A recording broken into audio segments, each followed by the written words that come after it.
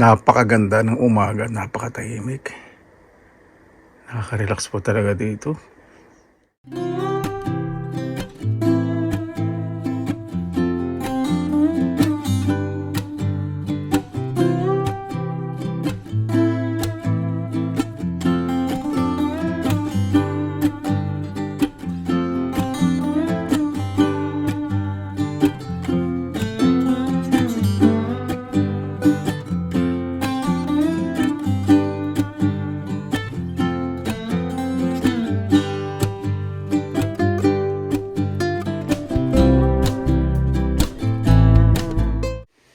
Napakasarap pong gumising ng malinis ang bakuran. Nagdamo po ako. Diba? Ibang klase po ako pag naglinis, ano? Talagang kasulok-sulukan po. Kailangan humihinga po ang bawat halaman at tutubo ang mga bagong damo.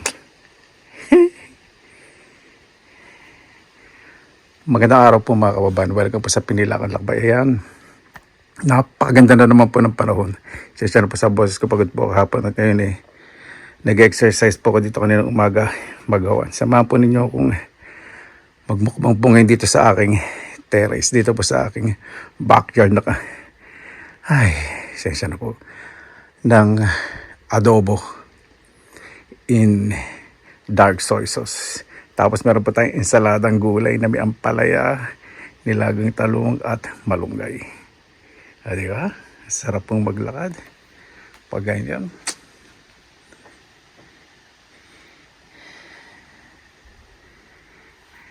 Dito po tayo magmumukbang at ang view po natin, makikita po natin yung mga dadaan at maglalaro. Siyempre kailangan may konting tayo. May konting marites. Makikita nyo po sa background ko yung mga pumupunta po doon. Siyempre hindi po masyadong malapit. Nakapokus po sa bangis ko. Mamaya mo ko bang. Relax po dito, no? Tahimik po, no? Agang sumikat ng araw. Kaya yan. Nagdamo na ako.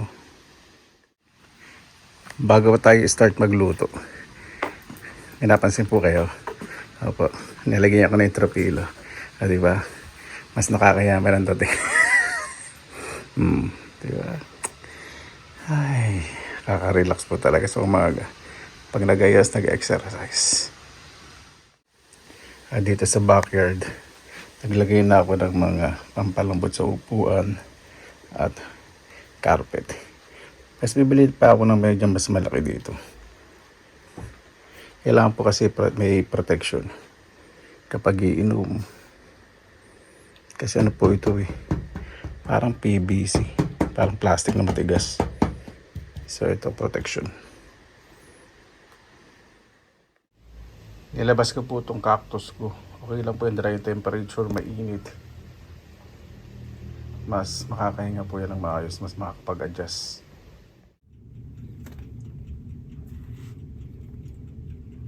Kakuntihan ko lang po yung mantika. Paguguluhin ko lang po kasi yung bawang. At gusto ko po dun sa baboy sinangkot siya kasi magre-release din po yun ng mantika. Sa totoo lang, ubos na palang mantika. Lagyan na po natin ng bawang. Para dahan-dahan. Excuse me. Maprito. Hinihinaan ko po boses ko. Because I'm practicing my well-modulated voice.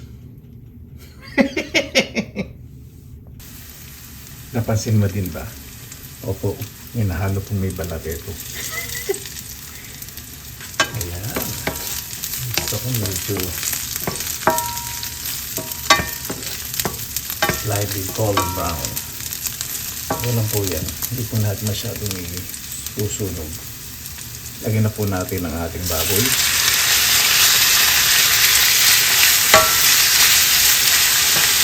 Lagyan tayo ng konting asin para mag-release ng liquid yung baboy ng mabilisan.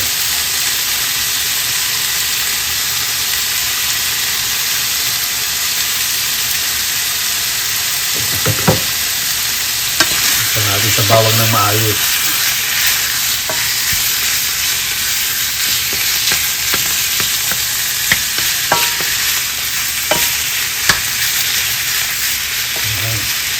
Takpan natin.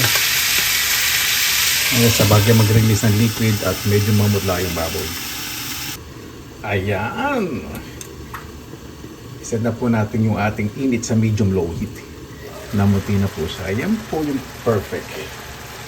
Maglalagay na po ako ng tubig. Konti lang. Toyo. Una ko munang gagamitin na toyo. Filipino yung soy sauce. Yung toyo po sa atin. Bait ko po ngayon, ano? Lagi naman ang mabait. Lalagyan po ako ng dark soy sauce. Ito po Chinese dark soy sauce. Nung araw po talaga yung mga toyo po sa atin. Madali pong suyuin. Hindi yung toyo ngayon, napakahirap. Ibang toyo yata. Dati po talaga sa atin yung mga toyo, malinamnam sa maitim. Ilagay nyo lang po sa kanin, isang patak. Kahit malamig po yung kanin po. No? Ang sarap pong iulam. Totoo po malinamnam. Yung hindi ko po maintindihan. Maalat. Not against po sa mga company po na may toyo. Ayun lang po yung napansin ko. Lagyan po natin ang paminta at pakulaan po natin. Dahan-dahan. Ayan po, kumukulo na. Tanggalin na po natin yung takip. Haluin natin ang bagya. Para yung mga nasa ibabaw maikot natin at kumapit yung toyo. Pwede na po tayo maglagay ng suka at i-medium heat na po natin. Pag maglalagay po yung suka, huwag nyo pong haluin. Okay na po yun, hindi po na masyadong asim. Pakunin lang po natin yan hanggang sa lumapot at medyo matuyo. May gusto po may konting sarsa na nagmamantika. Ay, sarap! Kapag kumukulo na po, lalagay ko na po yung laurel. Hindi ko na po haluin yan. Ayoko pong masyadong lumasing laurel sa adobo. Ibibigay lang po ng bango. Yung authentic, yung original na amoy at lasa ng adobo. Di ba? Ayan po. Medyo natutuyo na. Sa gantong oras po, pagkakataon, pwede nyo na pong tikman. Konti lang po Tapos sipan po ninyo para malaman po ninyo yung tamang lasa.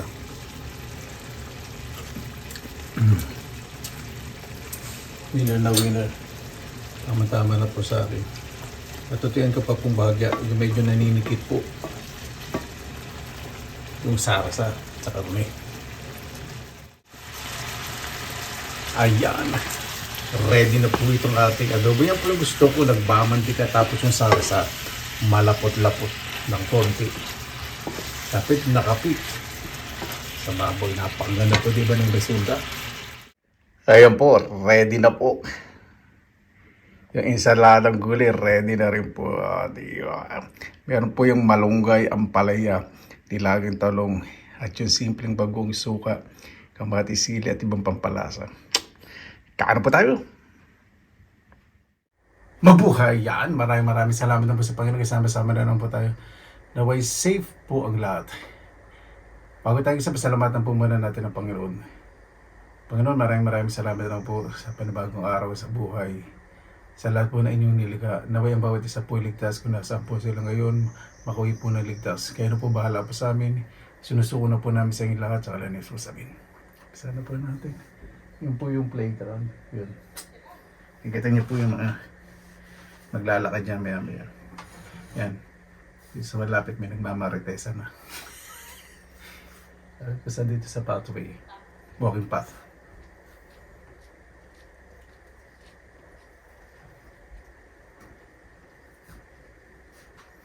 Malalaki po lamok dito sa Pilan, kaya ito po mayroon po ditong mosquito repellent.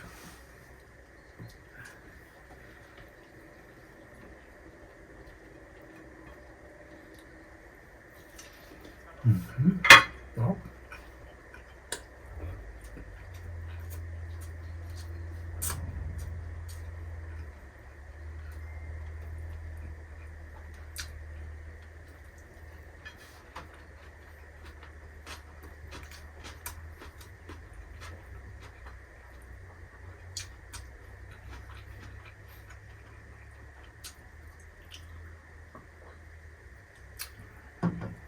First time po natin magmukbang po dito.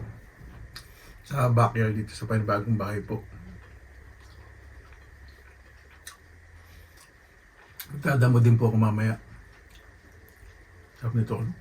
Pwede din po ito yung salad ng pinakulang malunggay, talong, ang palaya. Depende po sa inyo. Sitaw, pwede rin.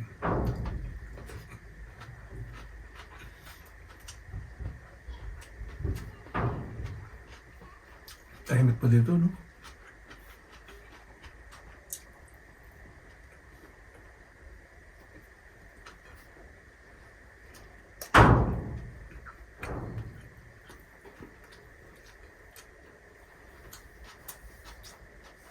Oh.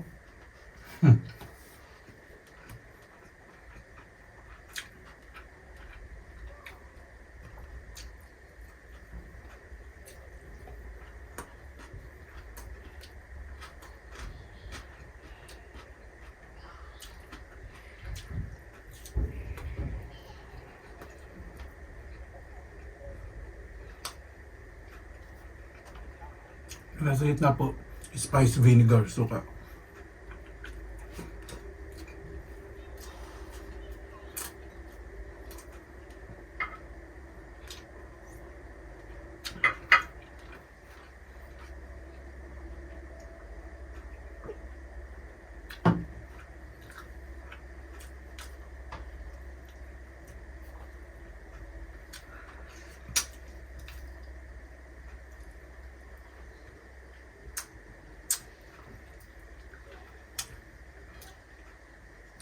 Siya pa dito lang man ilalagay. Lalagay yung mismis ng malunggay. Ito pala.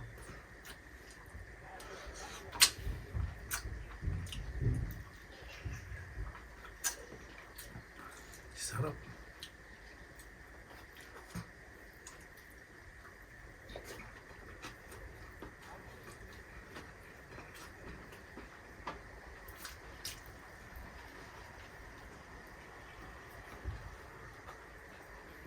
Gagap po lang ba yun, no?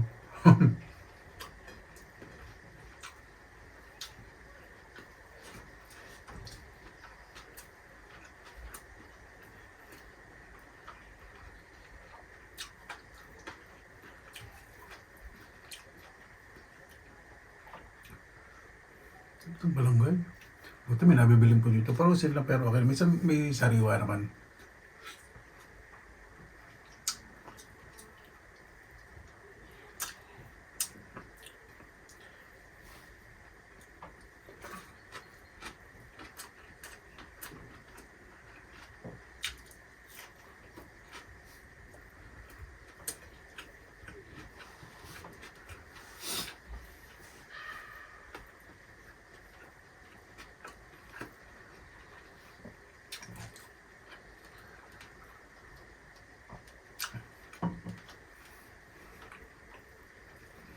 Maaga pa po eh. Pasado alas 8 lang ng umaga. Kaya wala pang mga bata sa playground.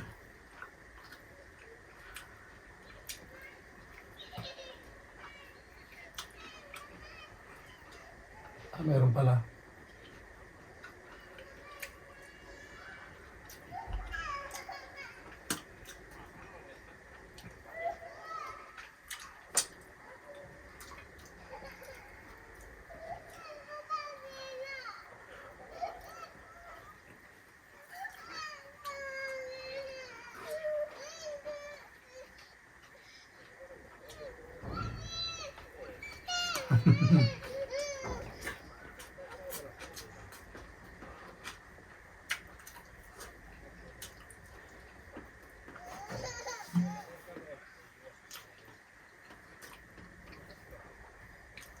Maganda po itong mosquito repellent na to. Hindi talaga lumalapit ang ano.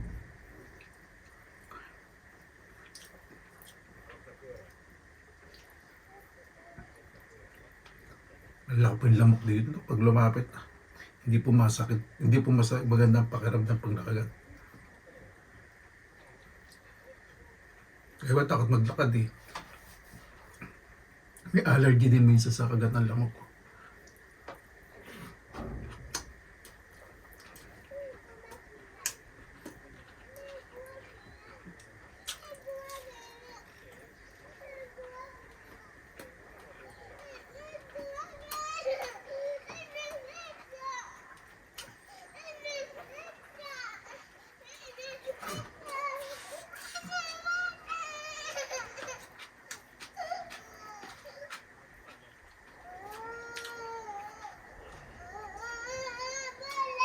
Ayaw pa umuwi ng bata.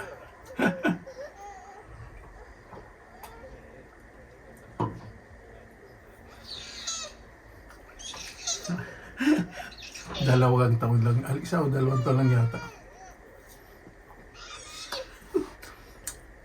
At po dito bawat small town. Basta meron po mga playground talaga mga bata. Yung accessible po sa lahat. Kaya nakakatuwa.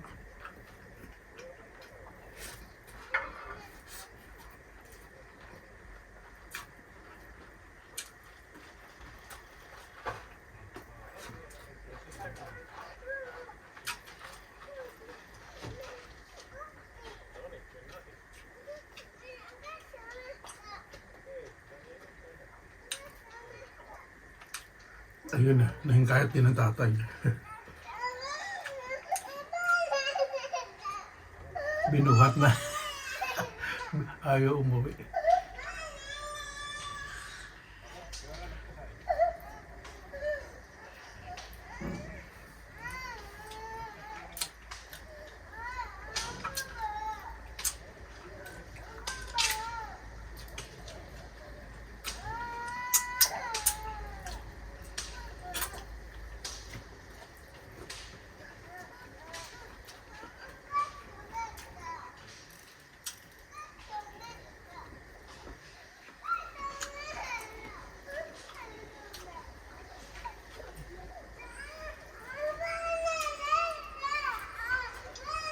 Binuhat na ng tatay.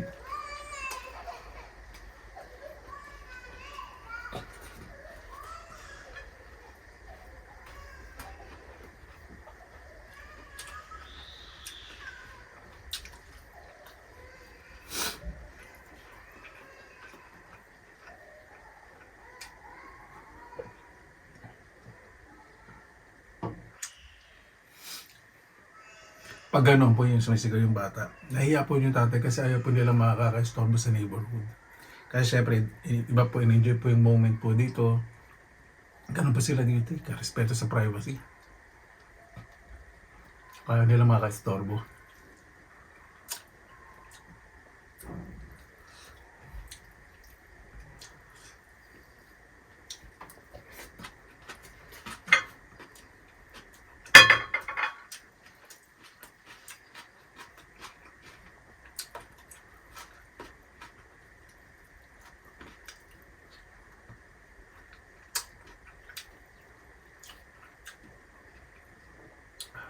Sarap ng malunggay.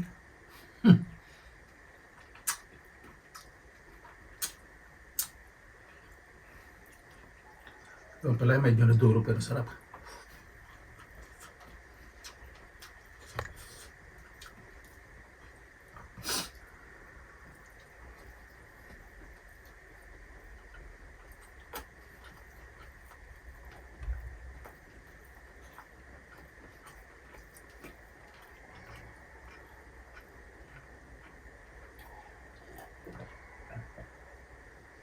Apple juice nga po pala ito ininom ko.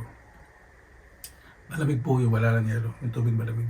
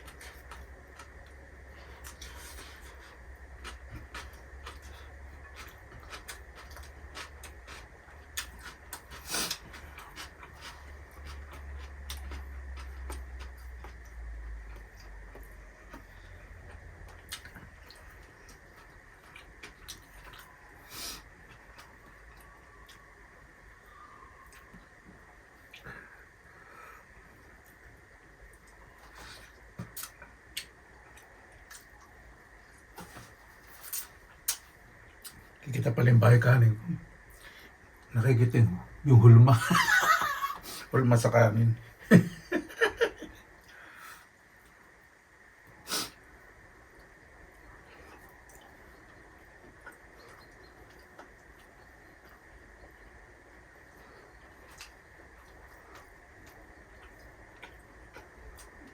Ang gandang tingnan ng Finland talaga. At sana ang gulo.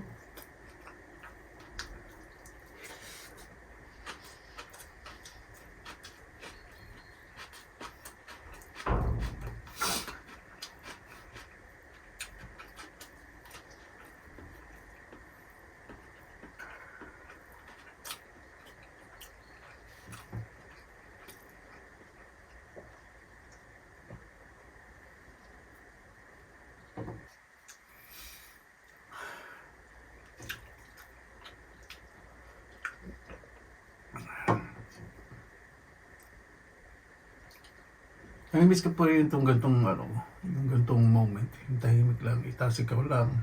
Totoo po. Talaga second home ko na po ang Finland. Siyempre, Pilipinas ang first home and original. Hindi po magbabago yun. Sobrang mahal ko ang Pilipinas. Sobra-sobra.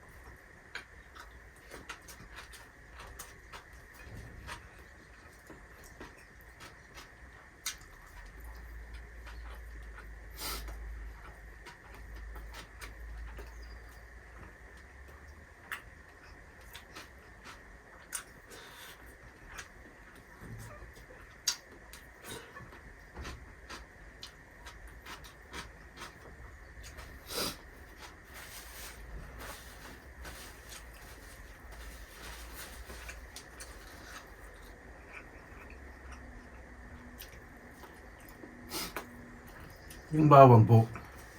Di ba nilagyan natin buo? Ayan o. Nagdurog na. Naging sauce na siya. Sarap.